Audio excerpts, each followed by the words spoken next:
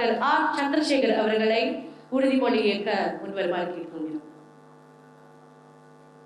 Doctor R Chandrasekhar ஆகிய நான் நமது அகில இந்திய ரியல் எஸ்டேட் கூட்டமைப்பின் 7வது தேசிய குழுவிற்கு பொருளாளராக இன்று முதல் பொறுப்பேற்கிறேன்.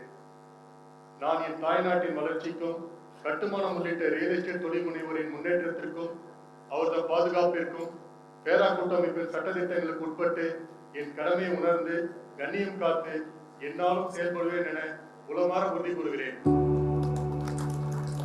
நன்றி சார்.